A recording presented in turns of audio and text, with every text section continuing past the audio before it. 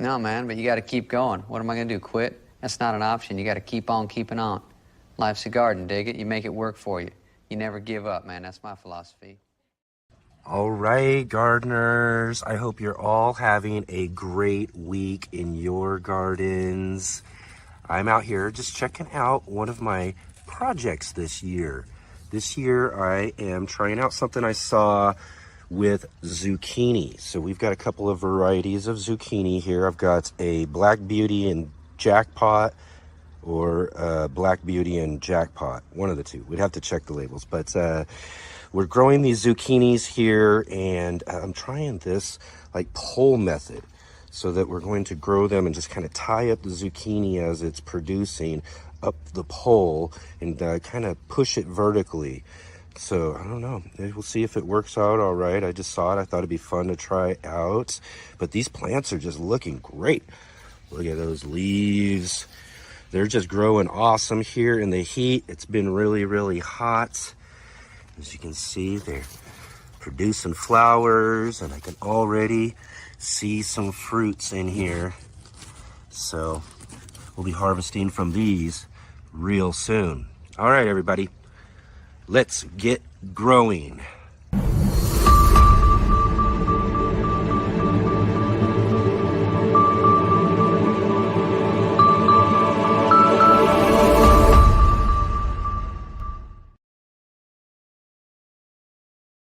Okay, all right, already here we are, everybody. Welcome to Let's Get Growing, your weekly gardening live cast right here on the Urban Gardener channel.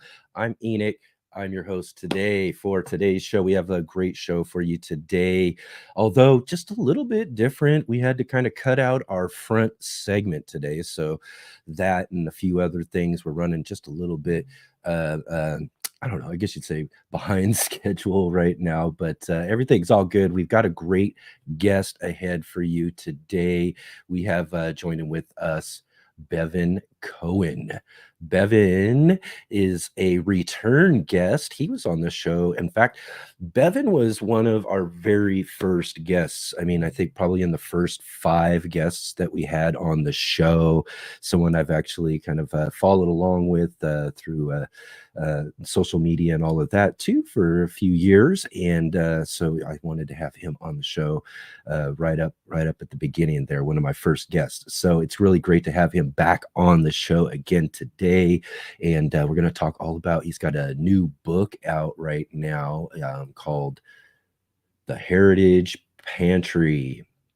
So yeah, we're gonna talk with him all about that book and all sorts of other things, catch up with what's been growing on since last year and all of that too. So stick around later on here in the show for that great conversation. That's gonna be really fun, really, really awesome. And lots and lots of things going on right now, though. Like I said, we kind of had a I don't know. I guess when when they say when it rains, it storms, or whatever that saying is. So really, like in one day, I was doing some kind of catching up with next week's guest, and then they returned an email to me telling me they couldn't be on the show. So I'm trying to figure out what we're going to do next week as well too. So we'll have to kind of hold off on any sort of preview on that. And then that very same day, Are You Following Me segment as well too. So like you say, when it rains, it pours, or storms, or whatever.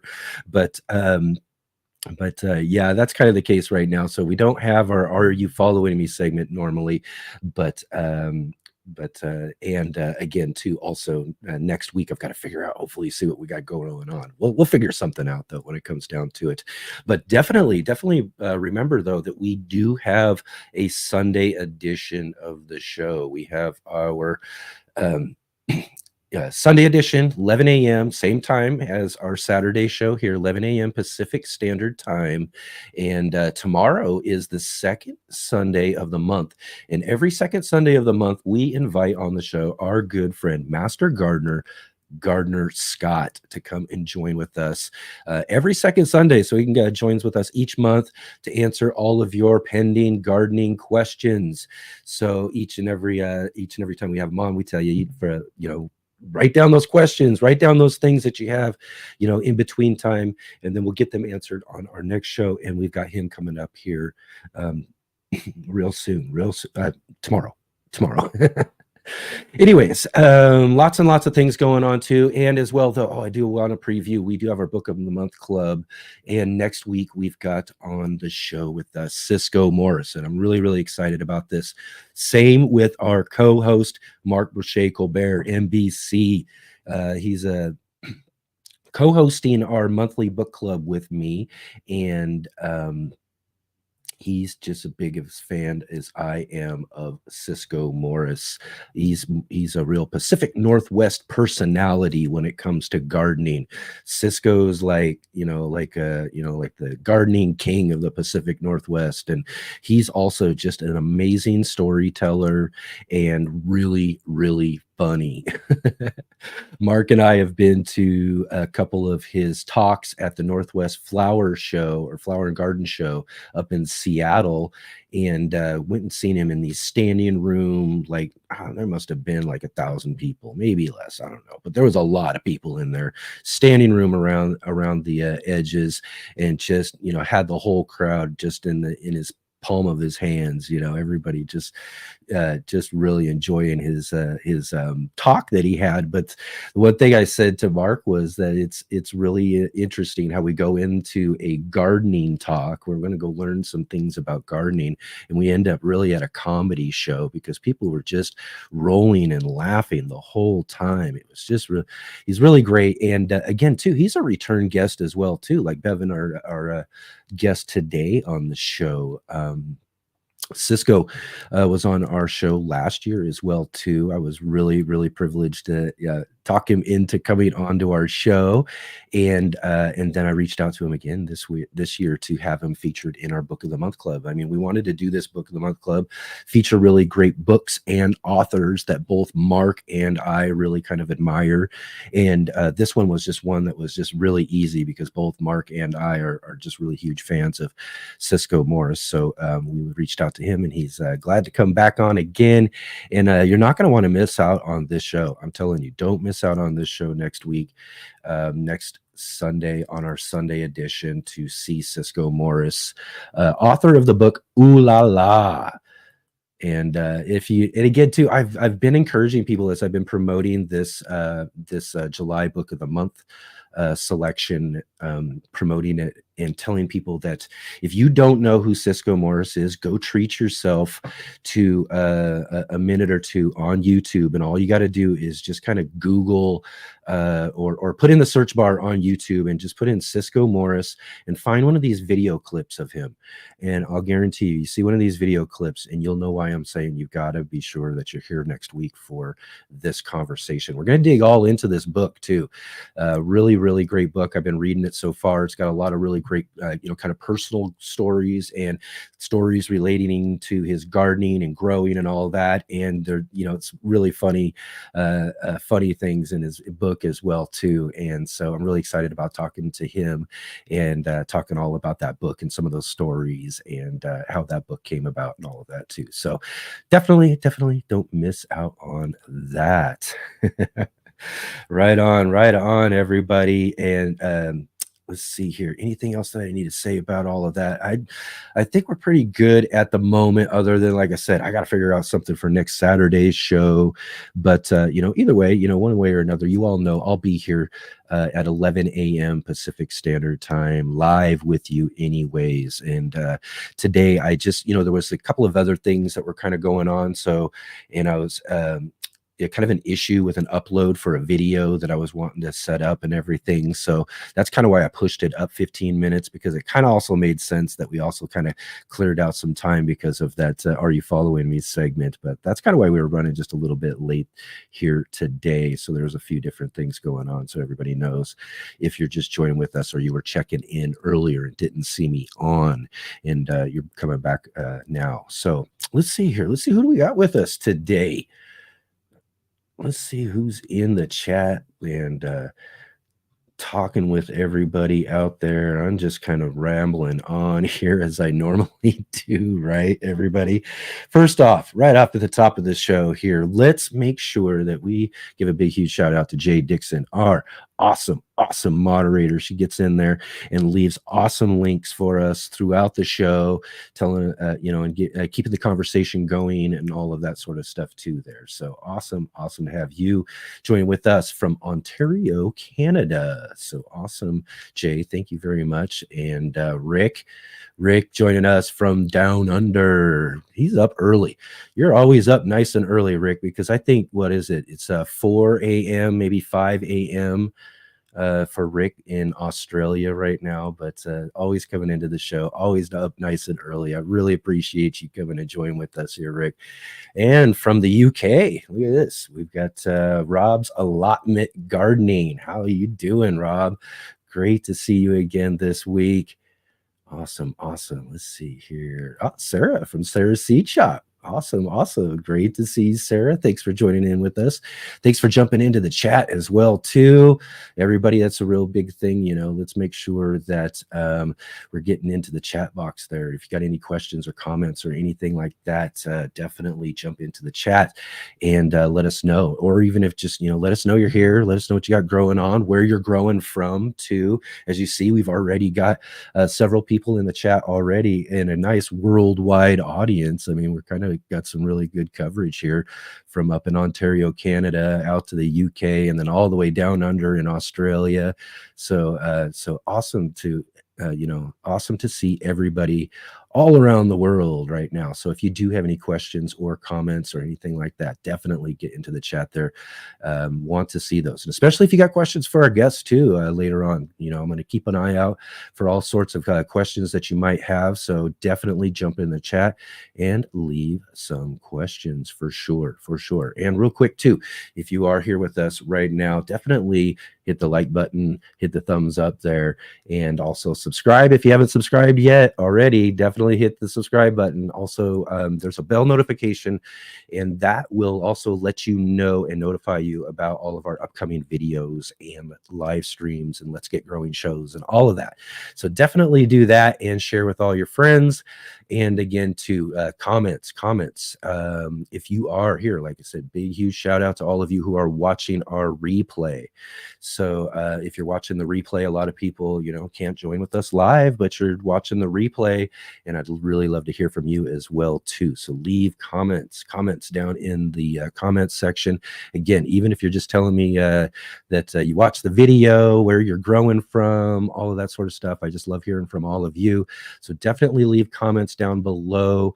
And also, too, when we have guests on and all of that, they've got channels, they've got social media, they've got different things as well, too, that they're doing. A lot of our guests are, creators and sharers of gardening content and all of that, too. So it's really awesome, too, if you all can run over and check out the links that we always provide down below, too, to our guests, and leave comments on their videos and their posts and their things that they've got going on as well, too, and also let them know that you saw them here on the Let's Get Growing show.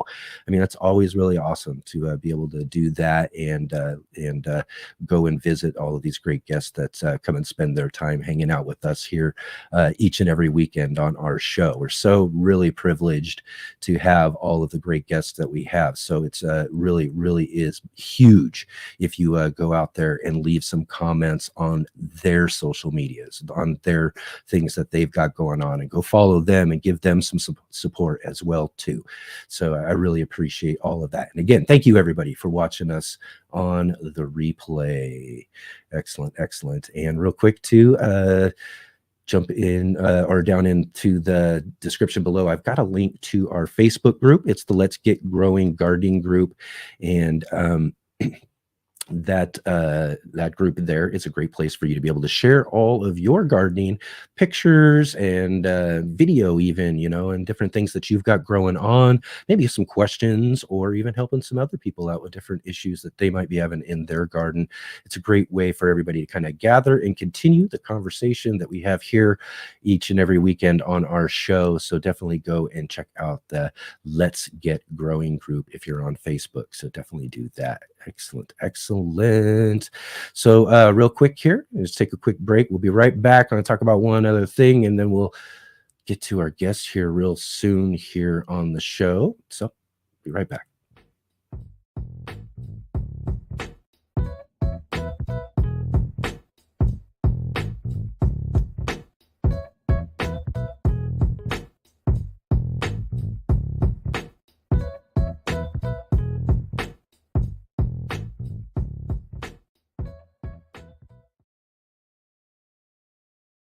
Let's Get Growing is sponsored by IV Organic. Hi, my name is Charles Malky, biologist and plant expert with IV Organics, where we grow cool plants and author Saving the World with the Home Garden. IV Organic 3-in-1 Plant Guard has 7 natural oils that protect your plants, not just from the summer heat as well as winter cold, but also protects your plants from damaging insects and rodents. The oils in the product include castor, cinnamon, clove, garlic, peppermint, rosemary, and spearmint. These oils are natural insect and rodent repellent oils, which are encapsulated by the base powder, offering your plants months of protection at a time. 1 application per year will suffice for protection against damaging summer sunburn and winter sun scald, but if the target is pests, application as much as 2 to 3 times a year may be necessary.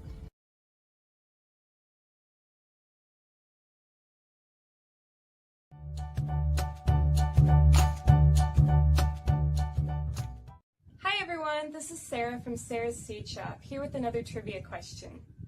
Which of the following is approximately the highest elevation that can support plant life?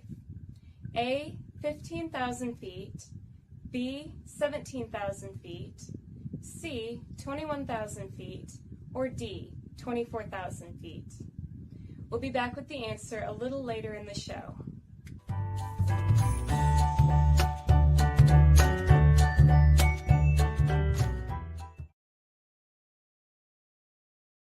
All right. Do you know the answer to Sarah's trivia question? I'm going to tell you, I do, and I load these up and I set them up. And if I don't know them, I really make my best guess.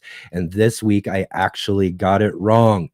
And so I hope all of you get that one right as well, too. We'll check with her in just a few minutes here on our next break to get that answer to that question. So jump into the comments there if you think you know what it is. All right. So, man, I'm telling you, we are bearing down in a major heat wave over here on the West Coast of the United States right now.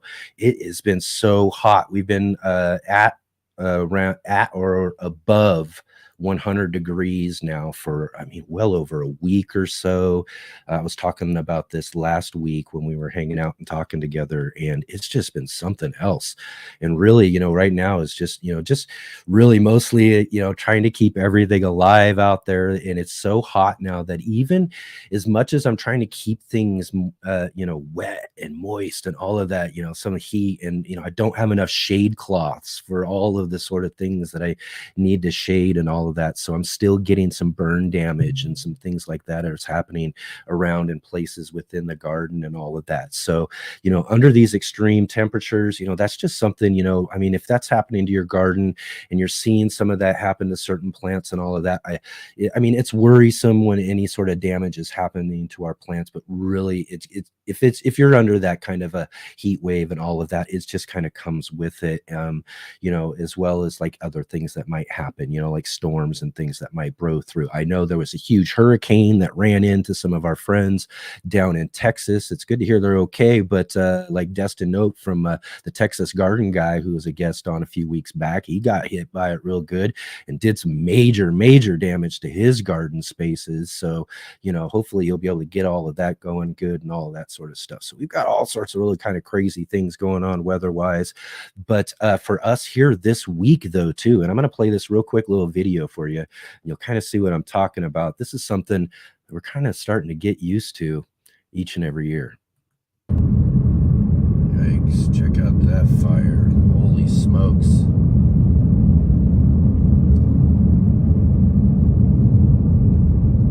They say Salt Creek fire. That's what I'm reading, I guess. Yeah, that's huge. That's huge. Seen some fires around here. Remember the Alameda fire towering up over the neighborhood as it was burning towards us in 2020. But yeah, that's huge. Of course, the trees are right in the way there right now. But man, can't believe that. That's wild. I hope they get that contained. Man, another thing about living down here in Southern Oregon and on the West Coast is having to put up with it, as you can start to see all of the smoke too. We're talking bright blue sky days right now, but you can see that smoke just getting ready to start filling up the valley here.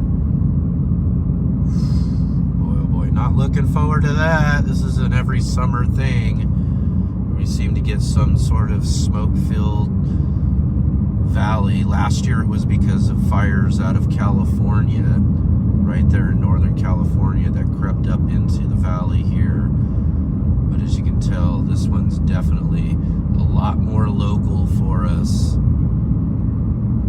Let's see here. I think an opening coming up. You can see Roxy Ann. That's our peak. Right there looks over the valley. And then that fire just right next to it. That's unbelievable. That's wild. My, oh my.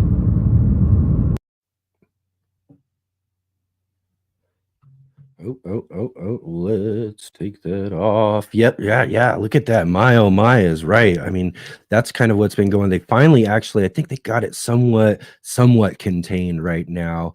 And luckily for us, I think in the last couple of days, the wind had been blowing in the other direction or something. But we did have a few days there just after that fire where the valley really here, because I live in that's basically a bowl. And that big peak that you saw in the background there just kind of looks over this whole bowl of what is Rogue Valley in Southern Oregon.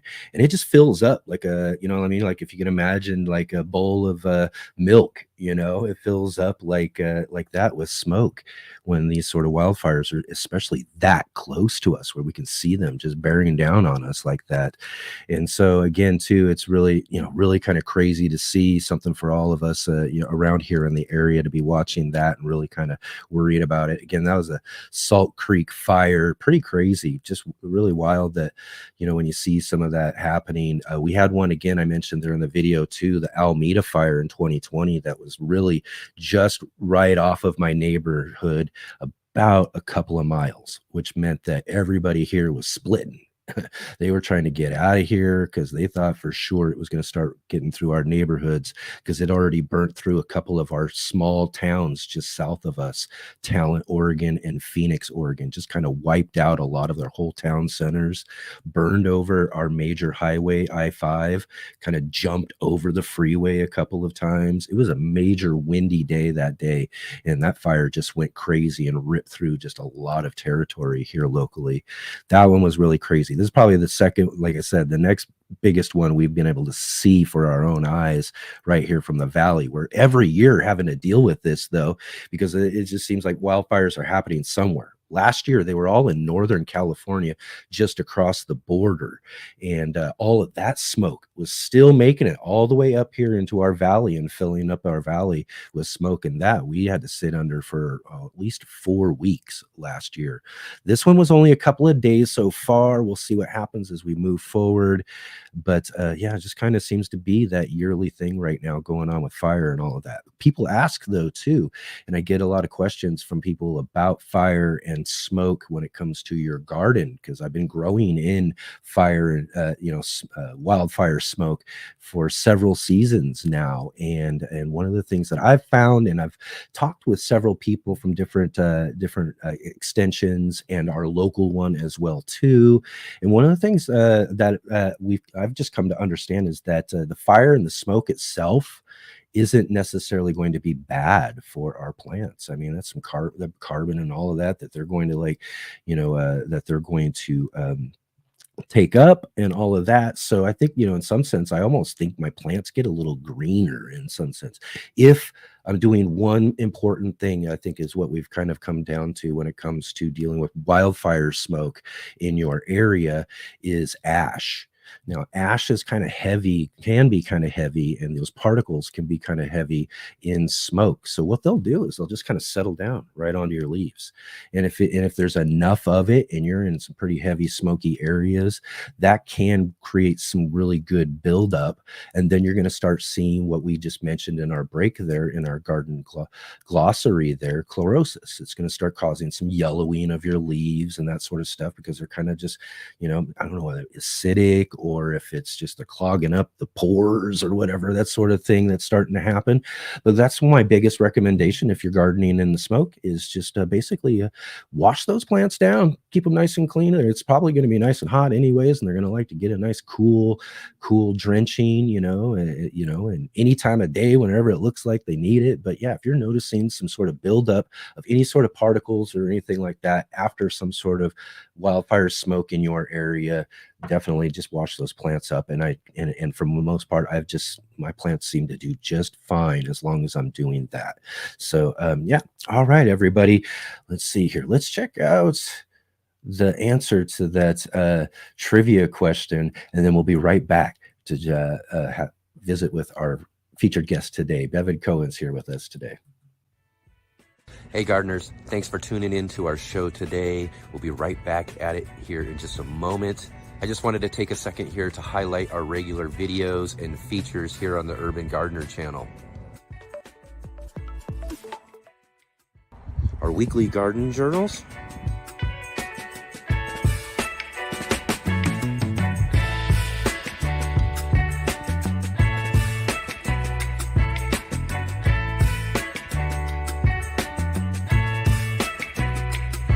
and our incredible featured visits.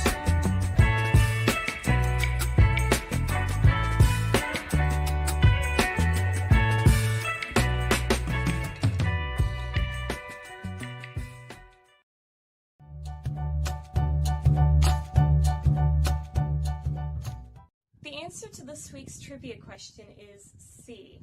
Different plants grow at different elevations, but almost all of them grow at lower than 21,000 feet above sea level. The exception is a type of moss found on Mount Everest that grows at 21,260 feet above sea level. Thanks for watching. Head over to Sarah's Seed Shop where you can find garden seeds at unbeatable prices. Enjoy the rest of the show and have a great day.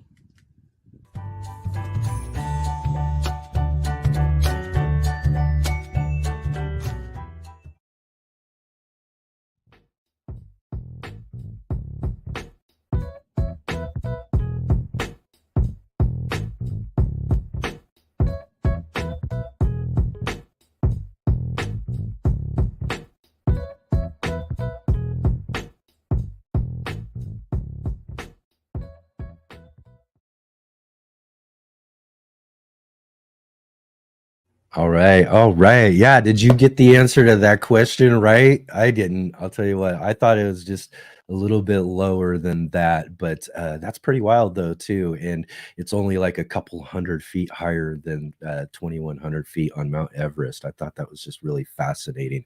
Really love that trivia question from Sarah's Seed Shop. So definitely go check out Sarah's Seed Shop. sarahseedshop.com and go get some great seeds from her. She's got some great stuff over there too. So, all right, real quick here, just want to kind of say hi to B. Hendricks for joining with us on the show. Thank you for coming here and hanging out with us today. Let's see, I saw somebody else here in the comments, I think. want to make sure I'm, oh, in fact, let's see here. Got Serena in the chat with us as well, too. Serena Norell in the chat with us as well, too. And let's see here. I must have missed somebody. Oh, no, there's Sam. There he is. Howdy, folks. Sam, how you doing? Thank you for joining with us on the show today. Thanks for jumping in the chat. And if you are here with us and you haven't gotten into the chat yet, jump in there, say hi, let us know where you're from, all of that sort of stuff. And like I said, if you have any questions or comments or anything like that for our guests coming up here in just a minute, definitely put those into the chat as well too, so that we can get those questions in and make that a part of our discussion as well too. So definitely do that there. So all right, let's get into our discussion this week with our good friend Bevin Cohen. You never know when you might learn something, and that's what this is about for me. These are people that I admire. Please welcome my next guest.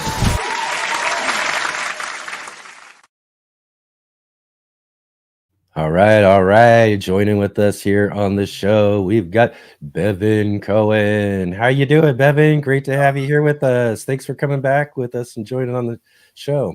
Hey, Enoch, thanks for having me, man. I'm excited to be here. Excellent. Yeah, really great to have you here, Bevin Cohen from Small House Farm and the Seeds and Weeds podcast. How's everything going with everything over there at the farm and the podcast? Busy as usual. Yeah, it's a busy time of year, man. It's a lot of Yes, stuff it going is. on. Yeah. No, it's been going great. You know, the podcast is chugging right along. I've been having so much fun with it. And you know, the gardens are growing like crazy.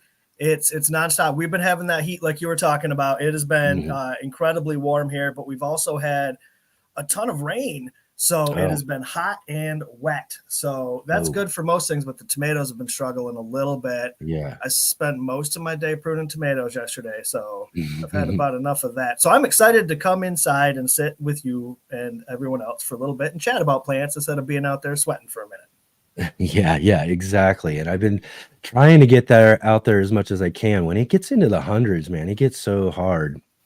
But you know, those plants are just desperate out there in the middle of the day. You know, when it gets to be that extreme of heat, you know, I've got, you know, I'll do some morning watering, some evening watering of certain areas. A lot of mine are like, I have these wicking buckets. We use these earth buckets for a lot of our space. So they help out a ton because I don't have to always be on top of them. And that's what a lot of our spaces have. But there's places where I've got to water and I do the morning, evening thing when it's nice and warm in the summertime. But you get up into the 100 degrees, you got to be out there in the midday too. And you got to get out there and make sure, especially if you're container gardening and those sort of things, because things can dry out real quick. I've got some elevated raised beds, which are basically containers too. So we got to be mindful of those. And in a heat like that, it's just evaporating right out of that soil like crazy, you know. And it's even with some mulching too. You know, mulching we try to use to hold back a lot of that moisture in our ground soil that we're, you know, growing in the ground with. But even with containers, and I've tried mulching with them, they'll dry out just like that. Oh yeah, we're watering containers, I bet, twice a day, easy. You got to think about it, like I was just talking how nice it is to come inside for a minute. Plants don't get to do that; they're out there all day. So we got to take extra good care of them, you know. And it's like you said, it's something we're probably just going to have to do every year because it just keeps getting hotter and hotter. So, you know, so learning those routines and getting down with it is important. So, you know, we can. I'm definitely learning.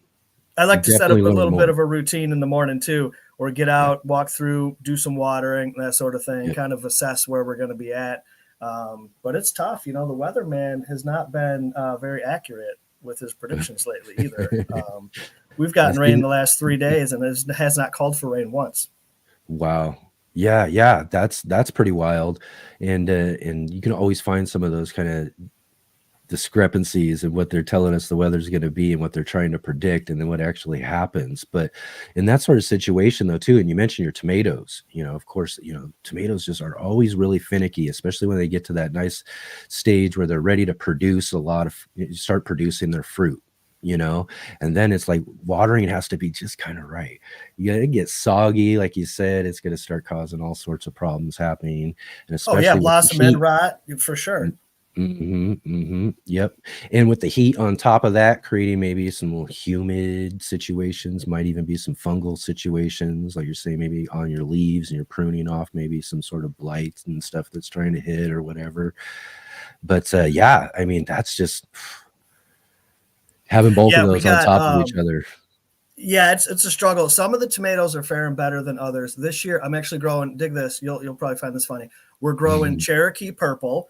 Okay, yeah. For the very first time ever. I've never bothered with it. Oh, really? Okay. Well, everybody's growing it. We grow a lot I for seed, Exactly. you There know, you and go. everybody's got it. So I thought, oh, you know, That but I makes thought this sense. year, gotta see what the hype's all about. We're gonna grow it. I got 6 of them, I think, going, and they are struggling with gray mold. I'm like, I've never had it happen before. I've never struggled like this with this Oh, wow, fungal yeah. disease on these tomatoes. Of course, it's the weathers, but Mhm. none of the other tomatoes are struggling with it. So it's particular to this variety. It's just susceptible to it.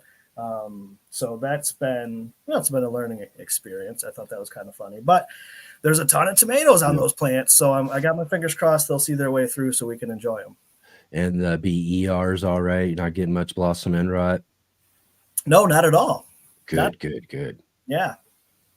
Yeah, because that's where that happens. You get them really saturated, but you know, sometimes some good strong plants and some varieties have different stronger root systems, can handle things different.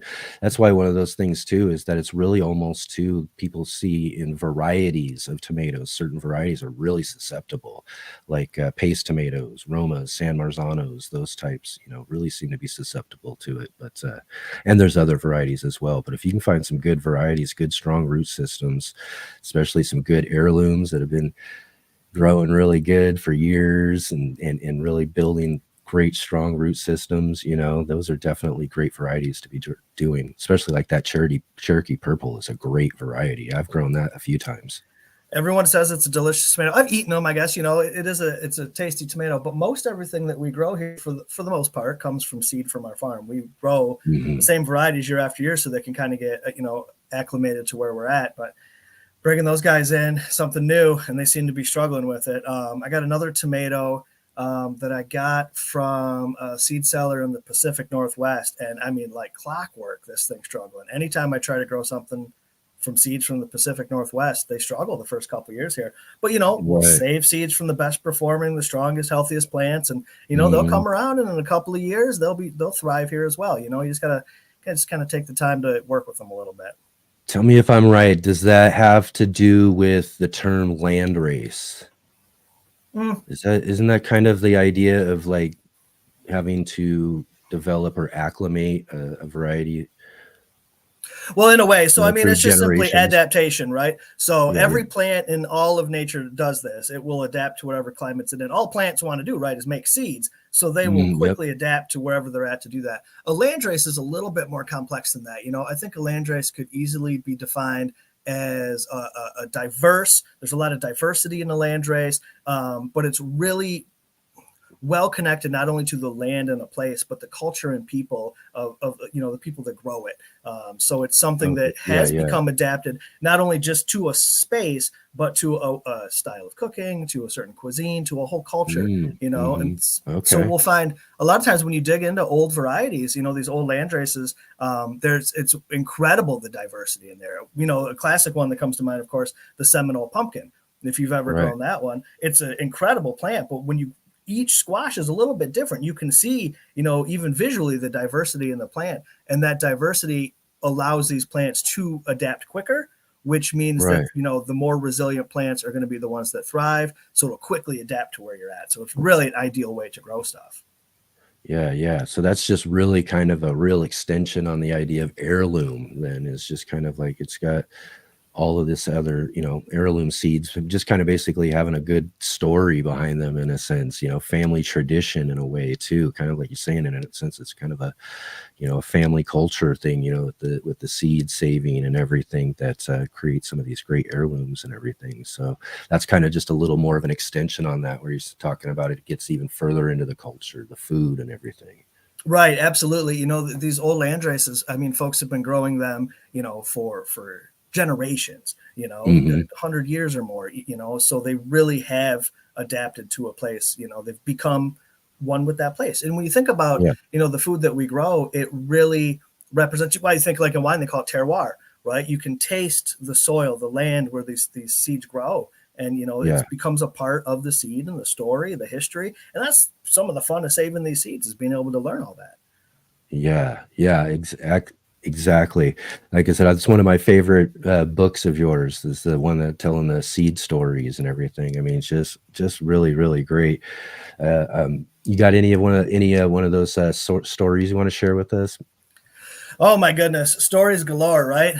There's a lot of stories Just to be one told, I of your suppose. favorites. Okay, well, so the story that I'll tell is going to be the story that became the impetus for that book. The book that you're talking about is called "From Our Yeah. Seeds and Their Keepers," and it's just Yes. a I collection of wish I would have stories. put it here. And I know I don't have a copy of it. I'll hold it up. You I know, know. I have it actually just right over there. go gadget arm. Right. You know, Exactly. it's I met this lady in Kentucky. Her name was Sylvia. She was an older lady, and we were talking. I met her at a seed swap, so we were kind of connected through plants. So that was, you know, what we were talking about. And we were talking about this corn that her family had always grown. And she was just such a fascinating lady, and she had so many stories. And she would be telling me about, you know, not only growing the corn, but her memories of her dad coming home late at night after working all day and then working out in the fields to harvest this corn, and how they would take the corn to the mill and they would have it, you know, ground into flour, and they would pay the miller with corn for Mhm. for his service, you know. And then she started telling me stories about Sylvia and I talked on the phone a lot, and Right. she would tell me stories about her when the kids would get sick and her mom would go out in the woods and gather these plants and bring it back to make medicine. Like, so we started with this corn, and the Yeah. stories just got more and more elaborate. We were getting deeper and deeper into all this different stuff. And one day she says, "I'm so thankful, Bevin, that you enjoy these stories about this corn, because my family's not really interested in this. My kids have heard these stories. They don't want to hear it anymore. You're the only Mhm. person that gets as Mhm. excited about this corn as I do." And Right. Enoch, it was like that was the moment right there. I Yeah. realized like what a moment in time we were in. If Sylvia wasn't there to tell that story anymore, it would be Mhm. gone. It's lost, Right. you know? And I said, I got to Exactly. write this down. So I started writing down Sylvia's story, and it just kind of snowballed from there. And that ended up becoming the book. And it's full of stories like that. All these interesting people in all of these different places, very different stories, but really the thread through all of them is the same. You know, that connection to their family and where they lived and that history and all the delicious food they got to eat. And it just, I Yeah. mean, it changed my life. I mean, it's a game changer for me. I've become, well, not just excited about Sylvia's corn, but I'm excited about a lot of seeds now. And Yeah. yeah, like all good things, you know, it's kind of taken a life of its own for us here. Yeah, yeah, that's kind of great how those sort of things happen for us. And again, like you said, all centered around this food that we're growing and all of that too. These just amazing, great stories. Sometimes I kind of worry and think about, you know, as I hear you say and talk about that story, is how many out there might be lost to history, you know, those sort of things. Just all these great, wonderful stories of how people worked and used and cultivated all of these just great different, you know, foods and plants and, you know, vegetables and fruits and just every, you know, it's just, to me, I'm fascinated with plants and growing food, and thinking about those sort of things just, you know, fascinates me even more. I'd have been in the same situation as you know, I'm just sure like, you would have. wow, I get it. I just, and again, too, probably that same thought, like, wow, this has to be saved. This has to be, you know, this has to be told again, or at least preserved like you did with your book too, which is really great. Well, in that way, those stories are going to be there for a long time. You know, not only do we learn about like the seeds and the food that we can grow, but we can also learn from these old stories a lot of old agricultural techniques, ways to grow Hmm. stuff, you know, methods that people would use to maintain. And I think that that information is just as vital. You know, Yeah, we can yeah. learn to become better growers by learning from the people that have been growing before us, right? People have been Yep. growing food for 10,000 years. It's not like we're trying to reinvent the wheel here. We can learn from all of that history, and become better growers by just emulating what the people before us were already doing. Exactly. And that's kind of, you know, kind of something that you know, you've kind of continued to do. And now you've got your most recent book, which I think is kind of, you know, on that line of looking back at things, you know, the Heritage Pantry, Modern Methods of Preserving Food the Old Fashioned Way. And, kind of the same way, kind of preserving these methods and these ways of doing things and all of that, to kind of take me through the process of kind of coming into, first the idea of, writing a book of this sort. I'm sure it's, kind of a lot of like what we're already talking about, preserving history in a sense, but, and then what about the kind of, research and those sort of things that you had to do to kind of really put that together? Yeah, well, the book came to be. I've written many books about gardening, mostly seed saving, things to do, with herbs, growing and foraging herbs, that sort of thing, but a lot of gardening education. And I thought, Yeah. when I'm teaching people about saving seeds, I find that it seems to be almost like a foreign topic a little bit. It's a little, they're still learning how to grow their vegetables, let alone saving seeds, So I'm like, how do we connect these things for folks? And the easiest way to connect it, of course, was in the kitchen with the food that we eat. And I thought, well, that's what I need to write, is a book to help people understand what to do with all of this wonderful produce. I've helped them grow these vegetables and grow these herbs. Now, what do we do with them, right? So I thought, let's dig into what we can do to help people make those same connections in the kitchen. And that's sort of how this thing came to be. And it was so much fun. This is a book we did with Ogden Publications. And, they really wanted to do this food preservation book. And I said, well, that's fun. It sounds like a fun idea, and there's a lot of recipes and that sort of thing. But to really make it exciting for me, I want to dig into the history of these things as well. So we cover all the methods of food preservation in the book. So there's, of course, like canning and pickling and fermenting and salting and smoking and dehydration, all these things. And so for each chapter, I've researched the history of that particular preservation technique. So find the earliest recorded mention of this type of a technique. How did it evolve over time? How did it become how we preserve our food now? That evolution of technique, to really explore those stories of that food to get people excited about it. And then there's a ton of recipes. So like I said, that was the most fun part, I guess, because I got to eat all the food. That was awesome. Developing all these recipes was so much fun. Yeah. I learned so many new things about food preservation. Of course, there's a lot that we do a lot of food preservation here at Small House, a lot of canning, a lot of fermenting that I was familiar with, but to really dig deep into some of those things, it was awesome. And like I said, we got to eat so much delicious food. My wife, Heather, did so many of the photos for the book. It was just really a fun exploration of what to do with all this great produce, and not just the stuff from your garden, but even the stuff from your farmer's market, right? Yeah, exactly. There's a bounty the stuff of you can't produce. grow, that sort of thing. Exactly. Yeah, for sure. So it was really, it was a cool book to write. I'm excited to get it out in the world. It just came out, it's brand new, and people have really been responding well to it already. It's trying the recipes and stuff. We've got a little Patreon group, and there's some members in there, and they get first dibs on these sorts of things, being the patrons. That's one of their benefits. So they've already had the book, and they've been doing the recipes and emailing me and showing me pictures of it. And it's so cool to see people exploring foods in these new ways. Yeah, that's awesome. That's awesome. Same situation. What's one of your favorite stories, recipes that came out of this whole process? I found myself writing a lot. It's almost a little bit of memoir kind of sprinkled throughout this whole book. A lot of my own personal stories. My grandmother used to can tomatoes all the time. And I lived with my grandma growing up, and I used to can tomatoes with her all the time. So it was really fun for me to to relive those memories and to go back and talk about how my grandma instilled these values in me at the time. As a kid, of course, you don't even realize this, but all those seeds, those metaphorical seeds that she was planting in me when we were slaving away over the hot stove canning those tomatoes in the summertime, that stuff's really stuck with me. So I wanted to share some of that personal stuff. Some of the recipes, oh my gosh, there were so many in there that were fun. One that I really got into, we do a lot of fermentation here. So we started making vinegar. And I don't want to get too into the depth here, but vinegar it's a 2 fermentation process. First, we have to create alcohol, and then we have to put the acetic bacteria in there to create the acetic acid, that second fermentation. Okay.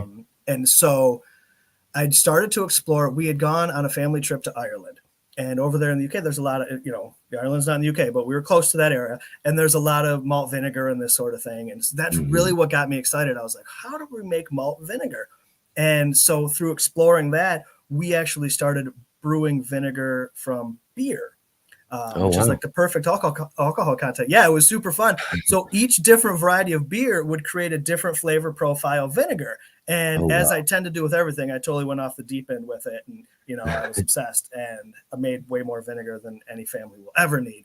But it was so much fun just to see the complexities of these flavor profiles, the nuances, all the different styles of beer created all Yeah. these different kinds of vinegar. It was too much fun. I had way too much fun making this book. So I'm really hoping that some of that kind of rubs off on the readers, and they can have as much fun as I did. Yeah, that's great. That's great. And really, I'm really looking forward to getting a copy of it myself and trying some of those out as well too. And you mentioned, that story, about tomatoes and preserving with your grandmother. I myself, I not very many of those types of memories myself, but one of the things I had just happened recently that I get to start and hopefully do this stuff, and I'll be hopefully working right out of your book though too, as I'm sharing with my granddaughter who was just born this last week, and being able to kind of share and do those sort of things and create those sort of memories and moving forward and all of that as well too. So I just had to kind of mention that too. You kind of open that up with grandma, so I had to Oh yeah, well, congrats talk too, about man. talk about being a grandpa for a minute there too. Everybody Grandpa knows who's been Enoch, watching the show the last couple of weeks. That's awesome, dude. That's really, really cool. Yeah, and it was funny with my grandma because we lived in an apartment, so we didn't have a garden or anything like that. But it was like she had a very particular farmer that she grew the best tomatoes. It was even not even in our county. It was the next county over. She says, oh no, they grow the better tomatoes over here. And she had a guy that we would go to, and it became a real seasonal thing. And she was very particular about buying it from this farmer, grown in this place. And I didn't understand any of that as a kid. I thought, well, that's a little quirky, grandma. Tomato's a tomato. But as an adult, as a gardener, we all know better than that. Tomato's not a tomato.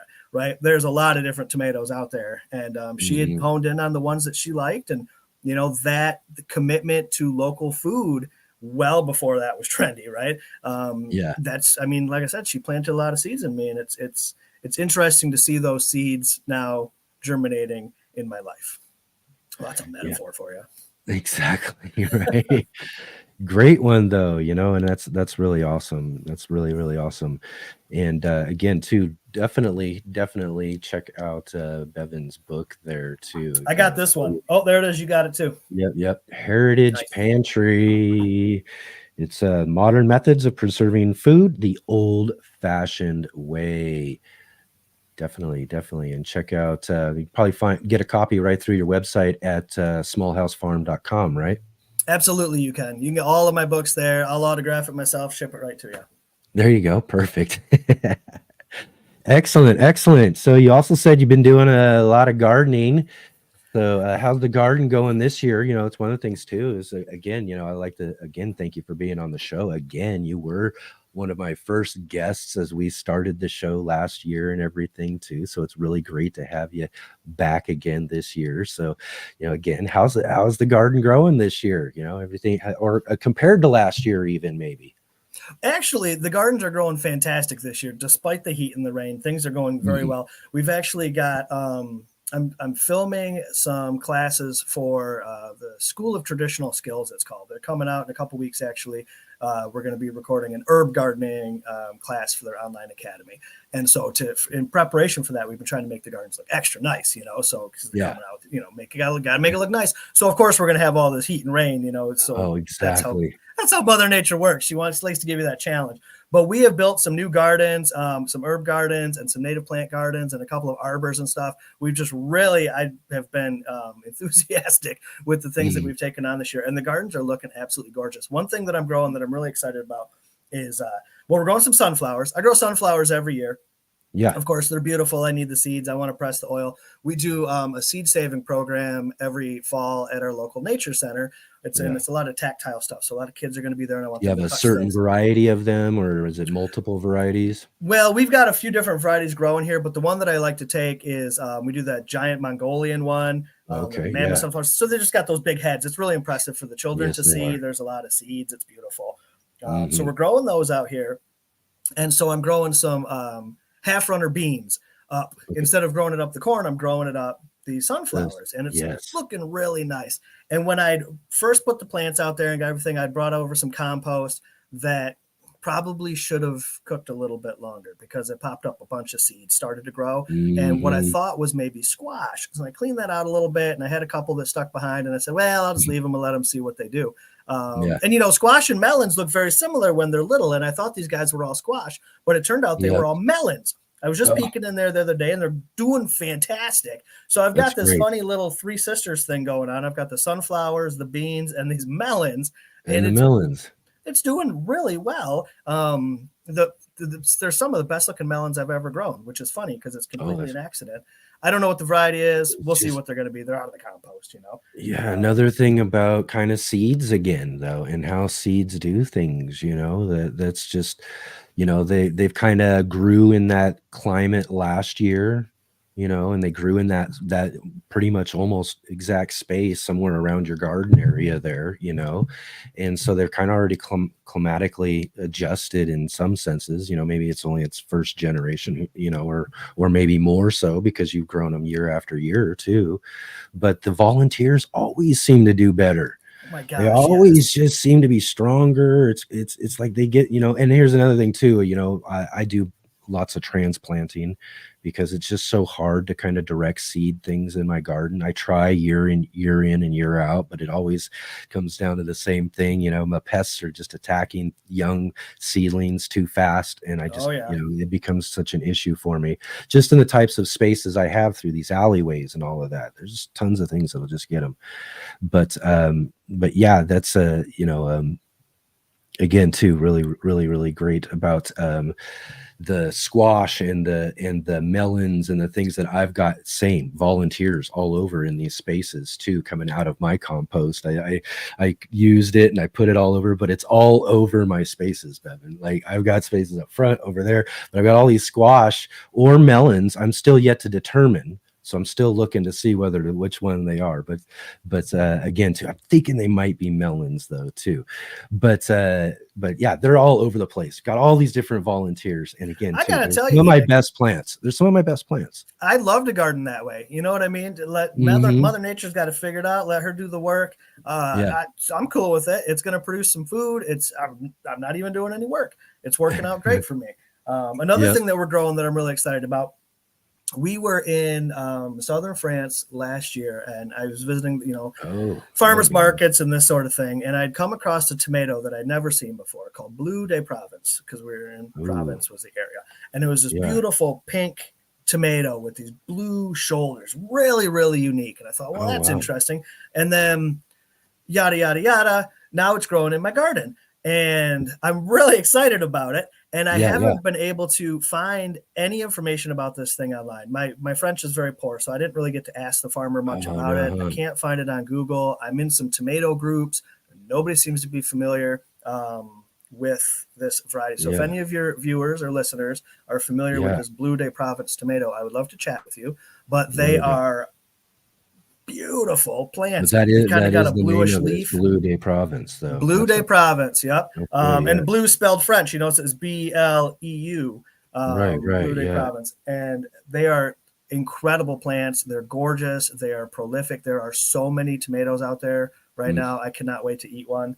I'm gonna have to get my hands on some of them seeds. That sounds great. Yes, we will have lots and lots of seeds available. And the way it's looking right now, we might be the only place in North America that's got seeds for this variety because I can't find it anywhere. So that's pretty cool. So if you guys are interested in that, same website, smallhousefarm.com. Exactly, for sure. Keep an eye out on those coming up there as well too. Yeah, I'm gonna do that for sure. Those sound great. And I always like trying, you know, I have a few mainstay type of tomatoes that I grow each and every year, but I always like to mix in just new varieties. And there's more new varieties than mainstays, but I'm always trying new varieties because, you know, I mean, how can you not, right? Well, right. If you know, you're growing tomatoes and taking the time to do it, you might as well throw some fun, interesting, different types of varieties, especially some cool heirlooms or you know, seeds like you've got there too. Those would be great to try. That's one place where I struggle is because I've only got so much space, and I like to grow the tried and true varieties that have done well here and they've adapted, but I also need to grow every other variety of tomato ever, right? So it's hard to find that balance between those things. We every year do a tomato tasting video for our YouTube channel, and they're some of the most popular videos that we make. People really love them. So in order to do that successfully, I have to have new tomato varieties every year for us to taste test and that sort of thing. So that's my excuse for why I keep adding more and more tomatoes. But it's becoming an issue because there's only so much space to go around, and so many tomatoes, so little time. You know how it is. It's a great strategy for the reasoning, I suppose. It's great. You know, you just, whatever it takes. Yeah. I gotta do a taste testing video. So we gotta grow these other varieties. We did those last year. We gotta do these this year. Right, exactly right. Gotta do it. There's no way around it. The people demand the tomato tasting. That's right. And so good they are too, man. When you get some good, great varieties, and also, you know, it's just really one of the great things about gardening, anyways. Those who don't garden, which I spent a lot of my years not doing, we go to the grocery store and we only get these certain varieties that, you know, ship well and sit on a store shelf nicely and all that sort of stuff. So, you know, we're only seeing certain things when we're out there. And so our idea of what is out there is really narrow, you know, and it's one of those things that when you become a gardener and you start learning about all of these varieties, you know, it's one of the things that makes gardening so amazing. Is like, holy smokes, I've just opened a whole new aspect of tomato tasting or anything else. What comes to mind immediately for me is eggplants. You go to the grocery store, they got one eggplant, you know, one variety, and it's like pretty much the most boring and lame of all the eggplant varieties. Yeah. And that's what they got. And there's hundreds of wonderful eggplants that you can grow, all sorts of beauty and diversity and flavor. It's a crime that they don't have more of that at the grocery store. It's outrageous. Exactly. You know? I think people would buy it if they could have access to it. You know, open up some eyes, let them learn about this diversity. I think people would support it. That's what's cool about going to the farmer's market. That's what I was going to say, was that, you know, really ultimately when it comes down to it, if you can't grow some of these sort of things, or you just don't got the space, or your space is used for these other things versus a farmer's market, get some local market gardeners, you know, market growers who are trying different things, who are bringing different things to market, some of these cool different varieties and those sort of stuff. That's really the key of where to go. And again, too, you don't think about that in much too until you start gardening and learning about stuff, and then you learn about the farmers market, you know, and all of that too. And so that's just again too, one of the great magic things about gardening is learning about variety and all of that as well too. And you mentioned eggplants. I love eggplants, and I don't like to eat them. I don't like to eat them. I'm not an eggplant person. I mean, I've had a few dishes that are okay. Sure. But I love growing eggplants, and I love growing all the different varieties of them and all of that. And I have friends who love eggplants. So this is one of the great things I get to do, is have all these amazing plants and these amazing cool fruits all over in my garden, and take care of them and grow them for my friends so they can make these cool different dishes and these different things for me to try. And go, okay, that was okay. But yeah, I've had some great eggplant parmesan. I've had some fried eggplant and stuff that was really good at times, in different ones. But for the most part, it just wasn't one of those things that I really go to and all of that. And didn't think about for a while until I started growing my first ones in the garden. It was like, oh wow, that just makes the garden look so cool. I mean, they're awesome looking plants. Beautiful. They are beautiful. You know, I was really the same way for many years, not a fan of eggplant, didn't really know what to do with it, that sort of thing. And then we grew a variety called Cookstown Orange, which is actually, it's a different species. It's Solanum aethiopicum. It's a variety that was domesticated. The species was domesticated in Africa as opposed to Asia. Right. And so they grow these beautiful, they're like baseball sized fruits, and they're green when you eat them, and then they'll ripen to a bright orange color. They almost kind of look like a tomato almost. They're very, very pretty, and they're a lot more firm. The texture of the flesh is different, and it was the game changer for me. The first time I grew those and we fried some up, I was like, wait a second, maybe I do like eggplants. And so I said, well, now I got to grow as many eggplants as I can. And it really opened the door for me. So that diversity, it's so cool as a gardener to be able to find these new things, working with seed savers, connecting with other gardeners in the community, and getting your hands on all these different varieties. It's super fun. And if you try enough of them, you'll find one that you love. My oldest son, Elijah, he's 15 now. He's very old. He's taller than me. He's out of control with his growing. But when he was little, he didn't like tomatoes at all. It's not a thing. I mean, right. He liked ketchup. He liked pizza. He likes all these things, but he wouldn't eat tomatoes. And then one day we were at an event, and the folks there were growing those yellow pear tomatoes. And he said, well, that's different. I've never seen anything like that. And, being the guy he is, he tried it anyways. And he said, that's delicious. We got to grow them. And he saved the seeds. He was like maybe 6 years old. He's like, we got to grow these things. So I showed him how to save his tomato seeds. We still grow yellow pear tomatoes from the original seed stock that he saved from this event. And it opened the door to a whole world of new tomatoes for him. And now he's a tomato aficionado. You can see him in all the tomato tastings. He's definitely right. He's eating more than anybody. And again, too, and that's a great thing, too, about, raising our kids and really getting them in the garden and growing and all of that is diversifying their palates and getting them to understand things that most of us kids, and mind you, again, I just had a standard American diet growing up through most of my early adulthood, and so not very much diversity and not much, and very easy to become a very narrow, picky eater. And that's the way I kind of was, until I got to learn more about growing and again, varieties and gardening opened up a whole world to me about things that are so different. And again, I like some tomatoes on some things, but I wasn't necessarily that big of a fan. But man, when you get to try in some of these other flavors and things, my first couple of tomato tastings I did for some of my videos and my first gardens, or even some of the first farmers markets I was going to some of their tomato tastings. You got to do that because most farmers markets will do those sort of things as well. Get out there and try those varieties and all that.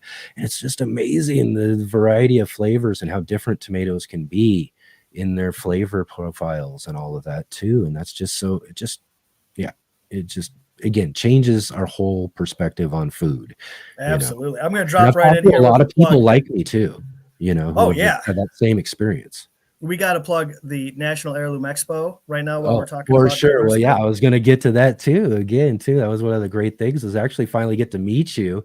I think we ran into each other a time or two in maybe an expo before. You've gone to them before, right? Oh, sure. I've gotten a number of years. But yeah, it was cool. It's such a fun event, but it brings all of, folks like us together, that might only have met each other virtually or something, or I just watch your YouTube channel and I get to finally meet you, that's pretty cool. But then the diversity of fruits and vegetables that are on display and are available for tasting. One year I sampled like 60 different varieties of watermelon.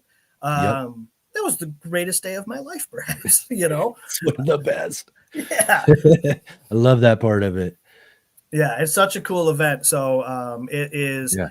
Another thing about that watermelon tasting, though, too, the watermelon tasting, one of the best parts of the whole event. But here again, too, Heirloom Expo. These are heirloom varieties that they're throwing and tasting you, and they're giving you a nice little thing. Spit out those seeds into your pocket. I did a few of those last year, and I'm actually growing a couple of the varieties that I got directly from that watermelon tasting, because here's the cool part. I got to taste it and I got to know, oh wow, this one tastes really good. I'll tell you what, there are some watermelons that aren't so great as other ones. There's so much difference. I will say that about food. Yeah, there are things and varieties that you can find are just, they aren't that flavorful and they're not that good. But it's good to discover them before you start growing them. And I think that's a good thing about being able to taste through some of these tastings and things, or even other like tomato tastings and stuff like that. Snag some of those seeds and plant them for yourself, Absolutely. It's such a cool event. It's mostly, I just love meeting fellow gardeners. It's so cool to just be able to see that community grow like that. So how did you enjoy it this last year? We got a whole different experience after several years off through the COVID event and all of that sort of stuff, those times. And then they even took an extra year and that sort of stuff just to kind of, be sure and all that sort of stuff, is because they're a very cautious company and all of that, which is great. But how did you feel about the difference? I mean, I for one really enjoyed the new location. I thought it was really great, and I thought that they kind of brought Cole similar experience. What did you think? I would have to agree with that. At first I was a little nervous about it just because I'd Mm-hmm. kind of gotten a routine down when it was up in Northern California. I kind of Yep. knew some places to visit when I wasn't at Oh the yeah, event. I kind of exactly. had a system in place. So I was like, I well, we Yep. have got to try something new. So let's just go check it out. And I thought it Mm-hmm. was fantastic. It was a Yeah. beautiful Ventura. It was a beautiful town. The people were friendly. You're right on the water. Yeah, I right thought on the beach. it Yep. was awesome. It was really, I thought, Mhm. a very well done event. And this year, now that they've kind of gone through the growing pains of a new Yeah, the venue, initial one, exactly. yeah, this one's going to be really nice. I'm already working on. We help organize the seed swap that they have there every year, Yeah, and that was we're already great. hard at work with that. So I think it's going to be another banger of an event for sure. Yeah. I say that watermelon tasting's great, and it gets a nice big line and everything like that. But I have to say that if there's any event that everybody's looking forward to and getting ready to line up for, it's that seed swap, man. I couldn't believe that line each and every day.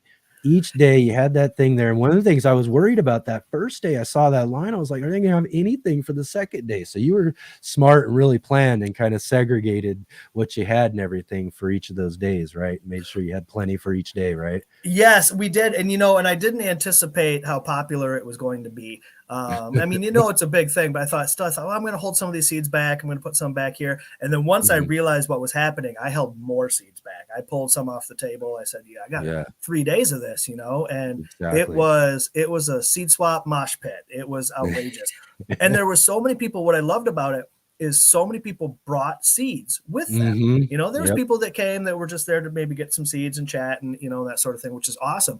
But people brought seeds. A lot of people brought seeds and Yeah. set up Yep. little Yep. tables. One guy had a whole suitcase he had brought full of horseradish roots and things that he was Oh wow. sharing. Yeah. Yeah. I think I So remember that. cool. Yeah, Yeah. it was Yeah. like, I was at the end of one of the tables there too with my whole little yep. let's get growing little thing. And we gave away tomato seeds from our Prax cherry tomatoes and handed those out to everybody and talked about the show and all of that sort of stuff. So it was really fun to kind of be a part of it. And in the middle of it, it was, again, really wild. I went through and I had to do that too at that same sort of thing. Was like, I had them this much seeds all set up, and I was like, I had them out. And then I noticed the line and how fast I was kind of going. And then I was like, oh, I better pull some of those back. Because I did, like I said, already separated some for the other days, but I was like, I need to take some of those, split them up for the next 2 days, and really kind of It was amazing. By the make end sure of that the I three have some for days, the other event. right. By the end of the 3 days, we had given away, just for our little area, we gave away Mhm. 10,000 packages of seeds in Wow. 3 days. Yeah. And that we were That's just one amazing. of many people Yeah, that had yeah, brought seeds. yeah. So I yeah, had like a few hundred, but 10,000, that's a lot. that's And a yeah, ton, man. It's way that's a more ton. than I anticipated. Mhm. It was so cool, and it's cool to see. It's like a seed dispersal event. You know what I mean? These people Yeah, come from exactly. all over the place, and then Yeah. they get some of these seeds and the stories, and they learn how to grow the stuff. They go to see the speakers, they learn all this stuff, they get inspired, and then they're going to take these seeds back to their communities, hopefully grow them, save those seeds, and then share them with their friends too. And it's just the impact of that. It's tremendous. If you think about all those seeds going all around the country and all of the little ripples in the pond that they're going to kind of make as well when they share with their friends the seeds that they brought home. It's pretty powerful stuff. Yeah.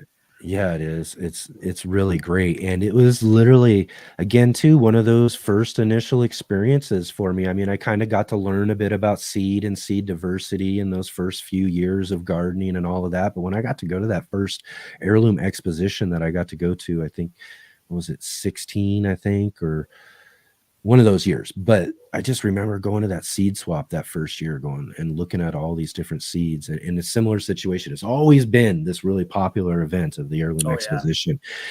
But when you get to walk through and see all these different seeds, and again, they also show a lot of this stuff throughout some of their exhibits and things like that throughout the show.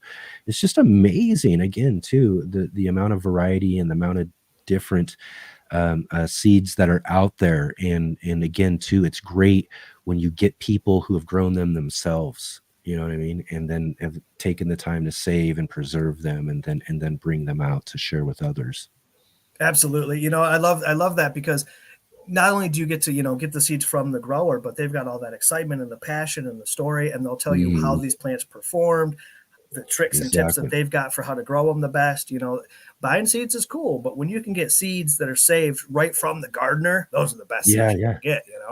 Exactly, and that was one of the fun things too. I was given away a seed called the Prax cherry tomato seed, and this was a cherry tomato that was kind of um, grown out or from, I can't remember how he actually did it, but he grew out this variety of tomato and kind of got it stabilized and everything. And he was an old YouTube gardener. He had a channel called Praxis 55712. His name was Ray Browning, and he's retired in the last several years ago and from doing any sort of YouTubing. But he was one of those first gardeners I got to start watching when I was learning to garden, because I went right to YouTube to start learning things from people. Sure. And so I was one of the lucky people to get from a seed giveaway when he did once, and he had so many followers. He had thousands of people trying to get these seeds from him. He only had 150 to get away, and I was lucky enough to get one of them.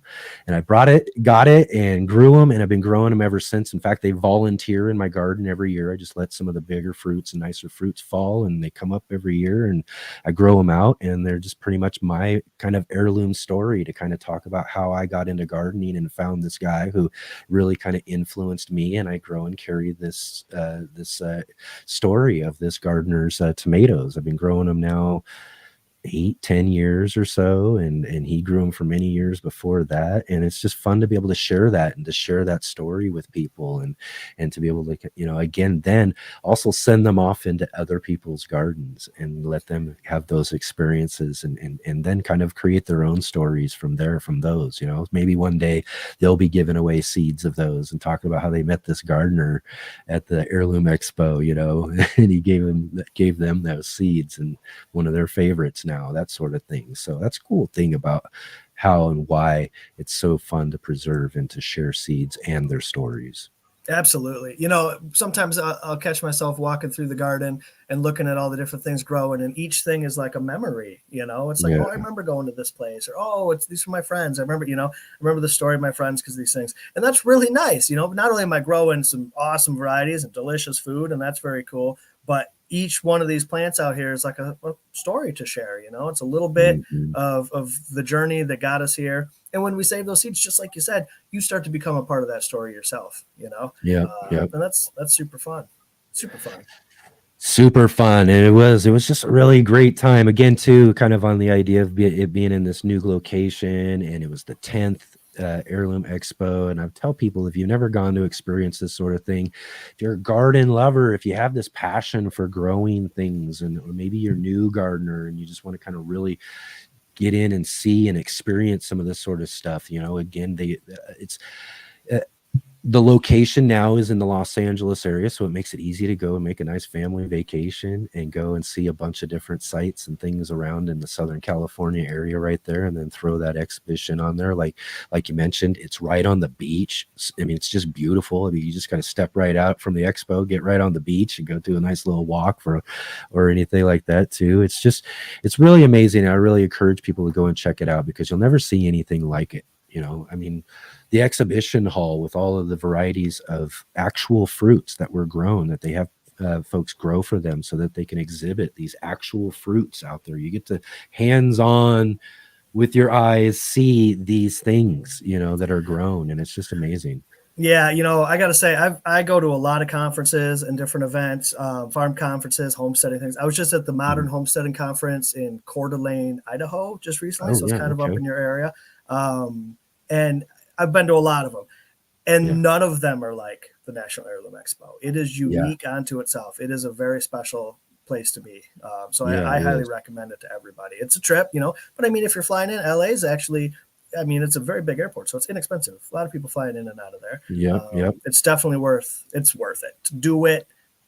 Yeah. It's usually a layover for a lot of people. So as a destination, you know what I mean? It's a busy hub. So like you said, it makes it inexpensive and that sort of thing, but it's just a great experience. And then not only that, you can come and meet Bevin, you can come meet me and see me. And I think, again, like you said, that's another fun thing about it, though, too, is getting to meet and see people. And again, for me, over the years of going to them every year since I went to my first one, is kind of having that, getting to see your old friends again. Yeah, it's like a family reunion almost. It We really all is. get to get back together, and because we're all from all over the country, we're all very busy. Obviously, we're gardeners, and so it's cool to be able to get together and share some war stories and such. It's Yeah, super yeah. fun. Yeah. And then a lot of people who are fans of Baker Creek Heirloom Seed Company, who puts on this just amazing event too, which really in the long run is a nonprofit event. One of the things I love about the Heirloom Exposition is that they don't make anything off of it. There's all proceeds or anything that they make from this event goes to school gardening education programs and things like that. They're a very charitable organization. And one of the things that onto the whole idea of this event being kind of like a family reunion is Jer treats it like a family reunion. He really kind of holds it. He's so approachable. He's this person that maybe you've only gotten this catalog and you've been ordering seeds for years. And if you've been a part of that, go there. You're going to find out he is really kind of like a real, he treats everybody there like their family. And so, it just he makes the event so great. And again, too, you'll see everybody, all these amazing speakers who come from all over to share all sorts of things about growing and gardening. You get to see all of these people, and they're all out and about and hanging out and being just as fascinated with all of the great things going on, too. So again, highly recommend going to that event again. Absolutely. Absolutely. I'm going to echo everything you said. Make plans to go. You can Google it, find the website. They're already starting to announce the speakers for this year, I saw. So right. Yeah, get into it. Yeah, for sure. Definitely. You got a slot. Are you going to talk about some last year, what you talked about tomatoes, I think, right?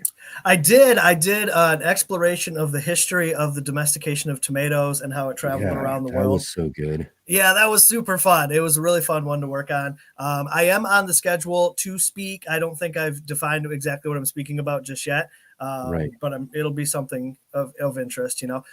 There's always so many good speakers there. The only downside to the event that I experienced personally by coordinating the seed swap is that ties me down to the seed swap table for a few hours every day. And I would like to go be hanging out and seeing the speakers because there's always such good ones. And I find that with a lot of the vendors and other exhibitors too, is that they're there to exhibit, show something. They've got tables, they got booths, they got that sort of thing. And sometimes they get tied down to it. And every now and then, I know I've got a couple of friends who have booths and things like that. It's like, hey, can you stand here and watch this? I got to go and check this out real quick, Right. Watch the space for a minute, that sort of thing, because again, they get kind of tied down. So that is something for the folks who are doing things for sure. There's so much going on. So much going on. So much going on. And I just got to remind myself, well, I am technically here for work, so I should probably be working, right? But there's do like a poultry show. They've got like a chicken show. They've got I remember one year they had a bunch of dahlias. They've always got some cool stuff going on. There's just so many beautiful, interesting things to see and do and people to talk to. It's a winner of an event for sure. Yeah. And again, too, another thing I like about them too is that they're not, they're a seed company putting on this exhibition about, gardening and growing food and all of that, but you'll find all these other great seed companies and seed all of that there too. They're not, they welcome everybody to this event and to take part in it and to exhibit or show and do all that sort of stuff too. So yeah, there's just so much to like about that, so much to like about them and their company and what they do there. One of the things I've got to do though too is I've got to get out to maybe one of their spring events out in Missouri and see one of those things that they've got going on out there. That's just, it's really been at the top of my list here if I can get off of the West Coast for a little bit, right. I've got to do that. Yeah, it's really cool. I've been fortunate enough to go to a few of the different events they do there right at Baker Creek in Missouri, it's a really cool place. It's really, really fun. But the events they put on they're fantastic. And what I love about it, especially being a seed company whose job is to sell seeds, they'll have me come down there and I'll teach people how to save seeds. Like I do big seed saving workshops and stuff, which is cool to see a seed company promoting seed saving, that's really neat. It really is. And again, too, just so much to like about them, so much to really love about the event. And I can't wait for, the next one here coming up in September. I don't have the actual dates for me. I believe Jay probably already put a link in our comments to that for everybody if you want to go check it out as well too. The National 10 through 12, September 10 through 12. There we go. September 10 through 12. And again, don't miss out. That's going to be really fun. And again, I look forward to seeing you again too, Bevin. It's really awesome to get to meet you again too there.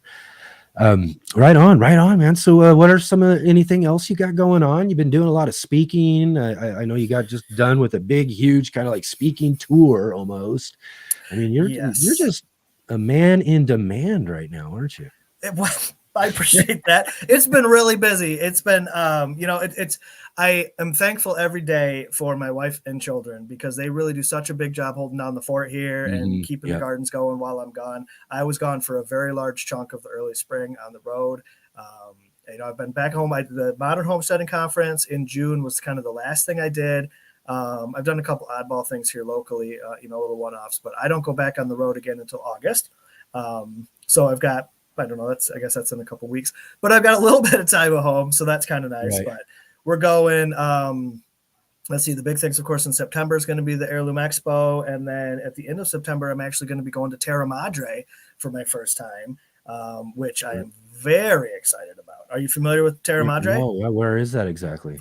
It's in Turin, Italy. It's hosted by Slow Food International. So as part of the Slow Food USA organization, I've been helping them to draft the Slow Seed Declaration. So sort of the Slow Foods perspective on how they handle and treat seeds, the importance of seeds in a local food system. So we're going to actually go and present it to the International Committee at Terra Madre. And Terra Madre is like, I've never been, but it's the biggest food festival in the world. So I'm going to assume it's going to be like the Heirloom Expo, but even bigger. I can't even imagine. Yes. So I'm pretty stoked about it. Yeah, well, you'll definitely have to do a lot of good coverage of that. Make sure you got the kids holding the camera and. Yeah, it's going to be busy. It's a busy time of year. Shots of you doing your presentation and all of that and everything too. That sounds like a really fun event. I can't believe that. France, now Italy, man, you're not only in demand, you're worldwide too. Yeah, it's pretty wild, man, if you think about it, because when a decade, 12 years ago, whatever it was, when we came out here to Small House Farm, my ultimate goal was to never leave the farm. That's what I said. I was like, I'm just going to stay here with my pigs and my beans and not go anywhere. That's my ultimate plan. And that has not quite worked out yet. But eventually, maybe, that'll come back around. But in the meantime, I just got to enjoy what's happening. It's plenty of time in retirement. I have many years left. So right now, to be able to go to these places, meet these people, to talk to everybody about gardening, hopefully get people inspired to look at plants in a new way. I hate to say, it's a blessing, but that's pretty much what it is, It's a cliche phrase, but I think it really kind of fits the moment. Well, and that's the thing, man. Something like you mentioned too, as we started this conversation with talking about that first book and that first story you really got to hear and everything, is that you kind of got set on a mission. It's kind of odd to see kind of where we were or where we come to from those sort of moments in our lives. I had a friend hand me a cucumber plant, 12, 13 years ago. And I didn't, I never would have thought that moment of my life would lead to, me having a live gardening talk show, talking to all these great authors and garden creators and people who are sharing just wonderful gardening stories and everything. And for you, that instance of that conversation with that lady, and just really sending you on this mission, and you're just now on this mission and it's taking you where it takes you. You know what I mean? And that moment just grabbed a hold of you, and now you're it's a mission. And one of the things I wanted to say and wanted to make sure is that I think it's just really great, because one of the things I love about having you on this show and talking, and why I wanted to have you back here, is to talk about this sort of stuff, seed saving, these stories about, whether it's land race. I would love that we got to touch on that a little bit. Heirloom, these sort of ideas just about seeds, food, culture, these sort of stories, all of that sort of stuff, because it is really, really important to who we are as people and humans living on this planet and everything, and really our existence. And I think it's as what you said with that first one though too, is that, you know, some of these are important, and it's important to do some of this stuff and share this stuff and keep it out there. And if you're the one who's got to do that and present it to people, then I think that's just really amazing. You're a great presenter. You do an awesome job. And again too, just really great to have you here on the show and to be able to share all this stuff with us again and catch up here. I appreciate it, man. You know, and it's let's bring this around for the viewers. My story started with like a handful of corn seeds. Your story started with a cucumber plant. So all of these gardeners that are tuning in here, whether they're seasoned gardeners or whether they're brand new, whether they're growing an acre or they're just growing something in a pot, every single one of those moments, every single plant, every experience that you can have out in your garden is equally significant. It's just as important, you know? So gardeners, you got to get out there and just grow. Let's get growing, right? You know, let's get growing. Let's get growing. You got to do it. Even if it's just a few plants, plant those seeds, enjoy that produce, and think about how significant that moment is when you're tasting all of that yummy stuff that you grew in your own garden. You know, it's pretty powerful stuff. It's really awesome. You know, the more gardeners we can get out there, the better the world's going to be. Exactly. And that's our number one mission, as everybody can see right at the top of the screen. We're building community through gardening. Gardening to me is a transformative experience. We get more than just food and all this sort of stuff that we, you know, everything is a treasure we get from gardening. And I truly believe it. And it's something that is my mission in a sense, is to keep pushing and encouraging and do kind of my part in presenting stories and people who are involved in all sorts of aspects. There's so many wonderful people out there doing so many wonderful things in gardening. And Bevin, you are just another one of these amazing people out there, you know, sharing amazing things and amazing stories about gardening and growing and seeds and all that sort of stuff. So we are truly, truly blessed to have you here. I appreciate that, Enoch, and same to you, my friend. The work that you're doing is critical. So keep doing it because you're doing an awesome job. Excellent. Well, until next time, Bevin, we'll see you later. See you later, my friend. Keep on growing, man.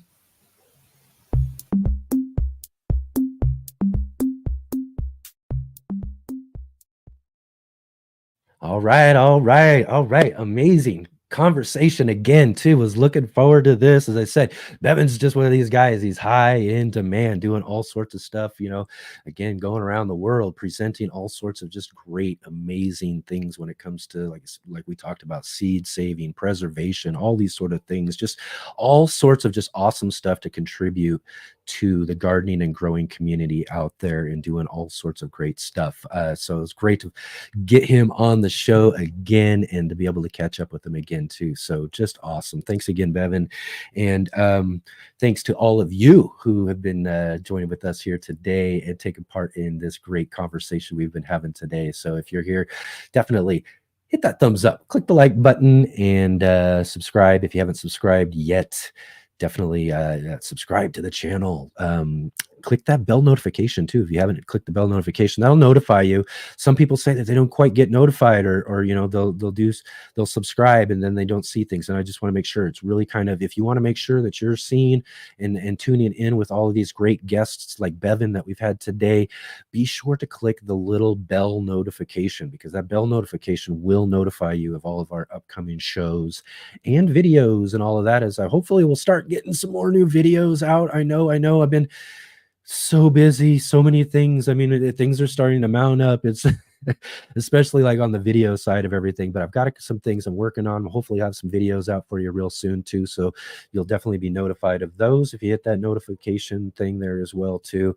And then again, too, thank you everybody for joining with us too. One more time though, be sure to get down in the description, check out our link to our Let's Get Growing gardening group. If you're on Facebook, this is a great place to go and share all of your gardens with all of us growing here in the gardening community, the Urban Gardener and Let's Get Growing communities here on Facebook. And then that's a great way you can share all of your pictures and videos and things growing on in your garden with me, so I can see them all and all of that too.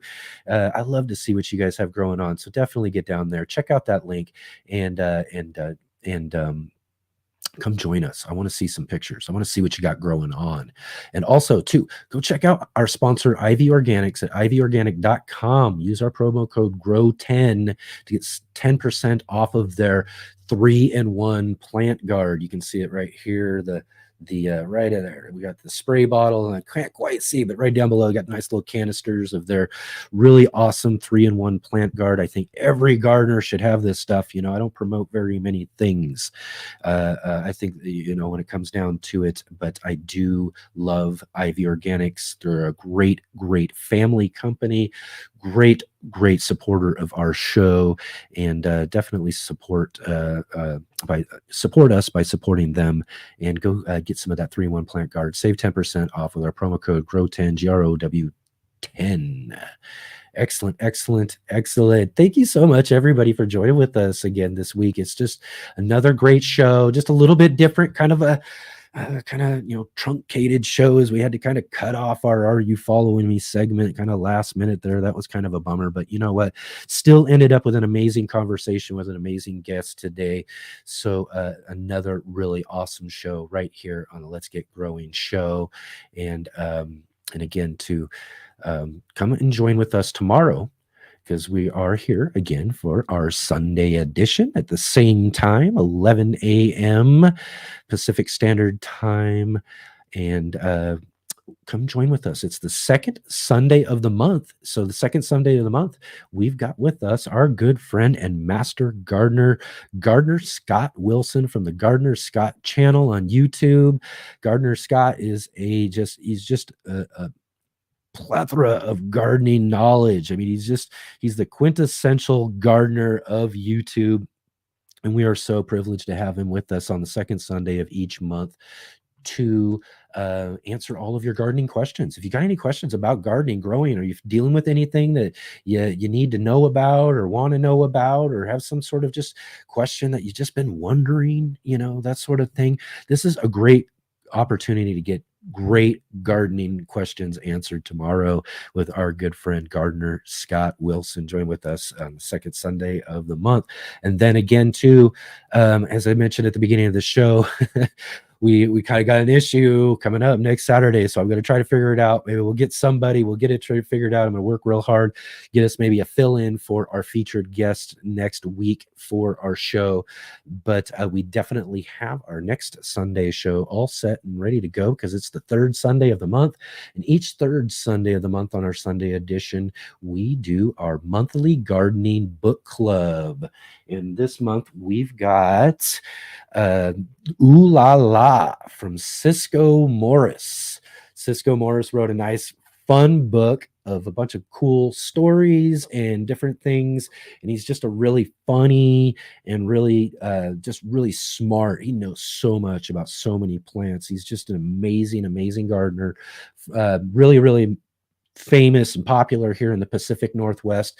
But for all of you joining from all around the world and all of that, you're not going to want to miss out this conversation with Cisco Morris on the show next Sunday, when we're going to talk all about the book we've been reviewing this month, Ooh La La from Cisco Morris. I really can't wait for that. He's a return guest. He was on our show last year, and just had such a fun conversation. Again, one of those people I've really, really, truly admired. I didn't really have a full-on gardening experience growing up, but there was always a fascination with plants. I'd grown my own plants at an early age, and through my adulthood and early adulthood and all of that. So I always had kind of this somewhat fascination with plants. But one of the other things I also really liked, as being kind of a putterer and doing projects and things like that, I always liked to listen to radio. So I was a big AM radio listener, and most every weekend you could find Cisco Morris on the AM radio answering gardening questions from call-in listeners, and giving them tons of great gardening advice, and doing the same thing, sharing these just great stories and just having so much fun, and all of that sort of stuff. So he was someone I listened to on the radio, in my early 20s. I remember listening to him, and even maybe when I was a teenager too, and was just, again, he was just fun to listen to. Like I said, just fun to listen to, because he was so fun and told such intriguing, fascinating stories about plants and how they grow, and how to care for them, and all of that sort of stuff. So you're not going to want to miss out on that next Sunday on the show for sure. So definitely be sure to check that out with all of us next week on the show. So really great to have all of you here with us here. I want to make sure. All right. Here, let's see. Make sure we're not missing anybody. But thank you so much, everybody, for coming in here and hanging out with us and being a part of our conversation this week here. And it's great to have you all here joining with me too. So let's see here. Serena asked, "Oh my gosh, are you going to show us the baby picture?" And I'm like, oh, I set up okay, so it's how the program works. I have to load that up, and because I was running behind today, I was setting a lot of stuff up and doing things because things were going on, and I didn't get to putting up a picture. I was kind of as I was thinking about that when I was actually mentioning it to Bevin during our conversation there. It kind of reminded me that I didn't get that up there, and I was really kind of bummed because I wanted to show a picture of her. But she is so beautiful, and just amazing. Just saw her just last night, and just, man, I'm telling you, just no better experience in your life than getting to see a brand new baby, especially your own brand new baby, not necessarily my own, but my baby's baby, and get to see her be a mom and do all that sort of stuff. It's just amazing. It's such a great time in life when when these sort of things are going on. So again, looking forward hopefully to maybe more grandbabies and all of that sort of stuff. But ultimately, the biggest thing that's been on my mind now that I've been really thinking about it is that all of these sort of projects and stuff, and I kind of touched on this and talked on this last week, is that I think about a lot of these future projects now and how I get to share them with her. And I mentioned this even earlier with mentioning her to Bevin there in the conversation, is that I get to build these now experiences with this, new, beautiful human being who's going to, hopefully get to follow around with me in the garden spaces and the different things that we get to, build and develop around here. And hopefully, just have some really cool, amazing times and experiences that she'll get to carry on. And maybe someday she'll be sitting carrying on the Let's Get Growing show or something similar, or something down the road, sharing her gardening and growing experience with her grandfather when she was young and all that sort of stuff. So that's kind of where my mind has really been, I guess, this last week, now that we're kind of in her second week now, or heading into her third week, I guess is what we are. But is just kind of thinking about all that sort of stuff and how amazing just this life experience is, but also bringing it back to gardening and growing and just everything I get from all of that as well too, and this community and everything, getting to share all of this with you and all of that too, to be able to share that with her as she gets growing along here too. And I'm not in a hurry either. I'm telling you, when I see that beautiful baby, I'm like, oh, you take your time. I want to soak up as much of this as possible. I want my daughter to be able to soak up as much of it as possible and really enjoy being a mother, and her father too, Kyle. Just take your time, enjoy every minute of it, just like we do here, right here on our show, and hanging out with all of you and everything out there too. So yeah. And Jay says this, I love it: show the grandbaby twice tomorrow. I'll have to do that. I'll have to load her up and maybe show her to everybody tomorrow too, because I'm sure there'll be a little bit of grandfather talk when we get to hanging out with Gardener Scott. So for sure, hopefully all of you will come and join with us and hang out for Gardener Scott tomorrow. And thank you all again for joining with me here today. It's been a wonderful show. It's been great hanging out with all of you. And I look forward to seeing every one of you tomorrow for our show tomorrow. And again, next Saturday as well, too, for our Saturday show. I'll see you then.